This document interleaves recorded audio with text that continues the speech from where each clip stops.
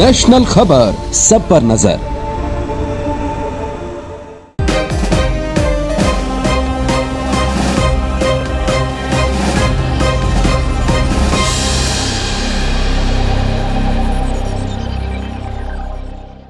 नमस्कार दोस्तों, मैं भारती बघेल नेशनल खबर के हेल्थ प्रोग्राम में आपका स्वागत है। आज हम आज के समय की बहुत ही कॉमन बीमारी के बारे में डिस्कस करेंगे। आज हम बात करेंगे सर्वाइकल स्पॉन्डिलाइटिस के बारे में, यानी कि गर्दन का दर्द। इस पर विस्तार से चर्चा करने के लिए हमारे साथ एक खास मेहमान मौजूद हैं जिनका देश भर में नाम है, डॉक्टर राहुल गुप्ता जी, जो कि फोर्टिज हॉस्पिटल नोएडा में सीनियर न्यूरो सर्जन भी हैं। तो आइए उनसे बात करते हैं, बिना देर किए चर्चा को शुरू करते हैं और बारी बारी से सभी परेशानियों को जानेंगे। तो सबसे पहले तो सर, आपका इस प्रोग्राम में स्वागत है। नमस्कार, धन्यवाद। सर, मेरा पहला सवाल आपसे यही है कि गर्दन का अकड़ना, चक्कर आना, तो ये जो सारे सिम्टम्स हैं, इसका कारण क्या है? देखिए, ऐसा है कि गर्दन का अकड़ना, गर्दन में दर्द होना या चक्कर आना सर्वाइकल स्पॉन्डिलाइटिस से रिलेटेड है। यानी कि गर्दन में हड्डियों की, लिगामेंट्स की, डिस्क की या नर्व से रिलेटेड प्रॉब्लम होना। इसमें जो है हमारा जो अकड़ना है या स्पाज्म है मसल का, वो एक प्रोटेक्टिव मैकेनिज्म है। यानी किसी को डिस्क की समस्या है, लिगामेंट फूल गए हैं या कोई नर्व दब रही है या फिर हड्डी में प्रॉब्लम है, जैसे कि हड्डी में ट्यूबरक्लोसिस या कोई ट्यूमर हो गया, तो उसमें भी सबसे पहले जो है गर्दन अकड़ जाएगी, यानी कि मसल स्पाज्म में चली जाएगी। उसको स्पॉन्डिलाइटिस कहते हैं। जब मसल्स अकड़ती हैं तो वो हमारे खोपड़ी की या हमारे जो चमड़ी है खोपड़ी की, उसको खींचती है, तो उसकी वजह से कई बार ऐसा लगता है कि चक्कर आ रहे हैं। हालांकि चक्कर आने का जो मूल कारण जो होता है हमारे शरीर में या इम्बैलेंस का कारण होता है, वो कानों से रिलेटेड होता है, गर्दन से रिलेटेड नहीं होता है। फिर भी ये सिम्टम जो है सर्वाइकल स्पॉन्डिलाइटिस से कोरिलेट किया जाता है। जी बिल्कुल सर, इसका दूसरा सवाल ये आ जाता है कि इसके कारण क्या क्या है, कॉज क्या है? देखिए, हमारी गर्दन जो है वो पूरे टाइम हम लोग यूज़ कर रहे हैं, बातें करने में गर्दन हिला रहे हैं, लेकिन कई बार हम जब कंप्यूटर में काम कर रहे होते हैं या जब हमारे को एक्सीडेंट होता है तो हमारे गर्दन में जो है अकड़ापन आ जाता है, क्योंकि बोन्स का, जॉइंट्स का, लिगामेंट्स का, डिस्क का जो आपस में कोरिलेशन है वो ख़राब हो जाता है। कॉन्स्टेंटली अगर हम एक ही तरह से ऐसे करके कंप्यूटर देखते रहेंगे तो उसमें जो हमारी गर्दन का जो अलाइनमेंट है वो ख़राब होने का रिस्क होता है, जिससे मसल स्पाज्म में चली जाती हैं। इसके अलावा डिस्क की तकलीफ होना एल्डरली पेशेंट्स में काफ़ी कॉमन है, यंग पेशेंट में भी देखा जाता है।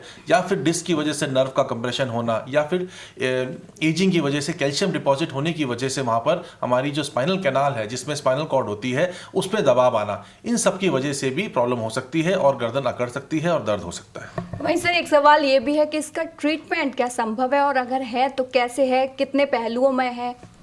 देखिए, ऐसा है कि जब किसी को शुरू में ही गर्दन में अकड़ाहट होती है, दर्द होता है, तो उसे एक डॉक्टर से संपर्क करना चाहिए। पेन किलर्स, मसल स्पाज्म को रिलीव करने की दवाइयाँ दी जाती हैं। साथ में अगर इन दवाइयों से असर नहीं आ रहा या काफ़ी लंबी बीमारी हो गई है तो फिर हमारे को उसको इन्वेस्टिगेट कराना जरूरी है।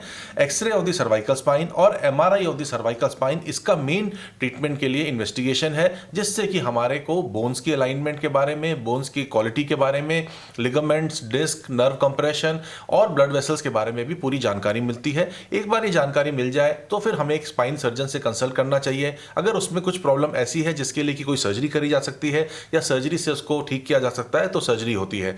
जैसे अगर डिस्क की प्रॉब्लम है और वो स्पाइनल कॉर्ड को दबा रही है, तो तुरंत हमें ऑपरेशन करके उस एरिया को खोलना पड़ता है, ताकि स्पाइनल कॉर्ड के ऊपर से दबाव हट जाए और वो धीरे धीरे स्लोली रिकवर करे। अगर कोई नर्व में दबाव है जिसकी वजह से उसका दर्द हाथों में जा रहा है, हाथों में नमनेस हो रही है, तो उस केस में भी हमारे को सर्जरी करके उस डिस्क को, जहां पर वो नर्व को दबा रही है, उसको हटाना पड़ता है। तो इस तरीके की सर्जरीज काफी कॉमनली करी जाती हैं। ज्यादातर सर्जरीज आगे से गर्दन के रास्ते से करी जाती हैं। कुछ एक सर्जरीज हमारे को पीछे से करनी पड़ती हैं, जिसमें कि मल्टी लेवल इन्वॉल्वमेंट होता है या दबाव प्राइमरली पीछे से होता है। तो उस केस में, दोनों केसेस में रिजल्ट्स काफी अच्छे देखे गए हैं। इसलिए मैं रिकमेंड करूंगा कि अगर आपको MRI में ऐसा लगता है कि आपके सिम्टम्स MRI की फाइंडिंग से कोरिलेट होते हैं, तो फिर आपको सर्जरी के लिए जाना चाहिए। अगर आपको लगता है कि एक डॉक्टर से मिलकर आपको संतुष्टि नहीं हुई, तो आप सेकंड ओपिनियन भी ले सकते हैं। वहीं सर, मेरा आखिरी सवाल ये है कि इससे बचाव के लिए क्या करना चाहिए?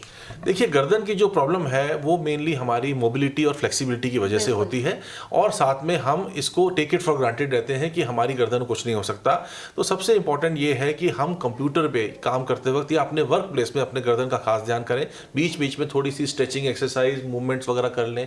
कुछ एक एक्सरसाइज होती है जो मसल की स्ट्रेंथ बिल्डिंग के लिए होती है, इस तरह की एक्सरसाइजेस कर लें, तो उससे हमारी गर्दन की जो स्टेबिलिटी है और फ्लेक्सिबिलिटी दोनों बरकरार रहती है। इसके अलावा हमें किसी भी तरीके की हाई स्पीड एक्सीडेंट को प्रिवेंट करना है, क्योंकि उससे भी गर्दन, जो कि बहुत ही नाजुक हिस्सा है हमारे बॉडी का, उसमें क्षति पहुंच सकती है। और इसके अंदर चूंकि स्पाइनल कॉर्ड होती है, उसकी एक बार इंजरी हो जाती है तो हाथ पैर ढीले हो जाते हैं और उसका इंप्रूवमेंट के चांसेस बहुत कम रहते हैं। तो हमें हमेशा कॉशियस रहना है कि हमारी गर्दन जो है वो बहुत इंपॉर्टेंट है। इसके अलावा मैं एक सलाह देना चाहूँगा उन लोगों को जो कि एक्सीडेंट विक्टिम्स को डील करते हैं, क्योंकि ये देखा गया है कि जैसे कोई भी एक्सीडेंट होता है, स्कूटर मोटरसाइकिल एक्सीडेंट हुआ या कोई गिर गया, बेहोश हो गया, तो उस केस में जब उसको उठाया जाता है तो उस वक्त गर्दन को स्टेबलाइज करना बहुत जरूरी है। क्योंकि अगर गर्दन को स्टेबलाइज नहीं किया और वहां पर माइनर फ्रैक्चर है तो गर्दन अगर झूल जाती है या गर्दन लटक जाती है तो उससे वो फ्रैक्चर मेजर फ्रैक्चर में तब्दील हो सकता है और स्पाइनल कॉर्ड को इंजरी हो सकती है, जो कि एक्सीडेंट की वजह से नहीं है, पर बाद में जो उसके केयर गिवर्स ने जो उसको गलत तरीके से हैंडल किया है उसकी वजह से उसको स्पाइनल कॉर्ड में इंजरी की वजह से पूरे शरीर में प्रॉब्लम हो सकती है। तो ये एक बहुत इंपॉर्टेंट चीज है कि जो लोग एक्सीडेंट विक्टिम्स को डील करते हैं, उनको वहां से उठाते हैं, उनको सबसे पहले कॉलर लगा के नेक को स्टेबलाइज करना बहुत जरूरी है। शुक्रिया सर, हमें इतना कीमती वक्त और कीमती जानकारी देने के लिए। थैंक यू, नमस्कार। मैं नेशनल खबर का बहुत बहुत धन्यवाद करता हूं कि उन्होंने एक प्लेटफॉर्म बनाया जिसमें कि हम अपनी मेडिकल रिलेटेड इश्यूज़ को लोगों तक पहुंचा सकते हैं, उनके क्वेरीज को आंसर कर सकते हैं और उनको आगे भी कोई प्रॉब्लम है तो वो हमसे संपर्क कर सकते हैं। मैं एडिटर को भारती जी को धन्यवाद करता हूं और मैं इनको रिक्वेस्ट करता हूं कि ये आगे हमारे नंबर को पास ऑन करें, उनको बताएं कि अगर हमसे संपर्क करना है तो कैसे कर सकें, ताकि उनके और भी प्रॉब्लम सॉल्व करी जा सकती है। नमस्कार। शुक्रिया सर। तो पहले तो आप हमें ये बताइए कि आज की रिसर्च बेस्ड स्टोरी आपको कैसी लगी। अगर अच्छी लगी हो तो लाइक, कमेंट और सब्सक्राइब करना मत भूलिएगा।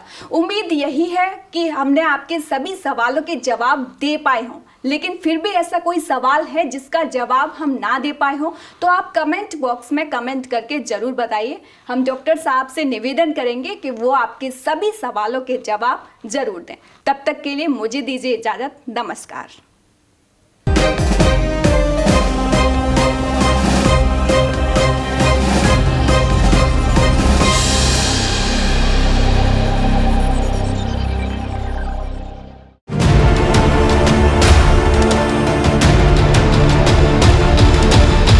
नेशनल खबर, सब पर नजर।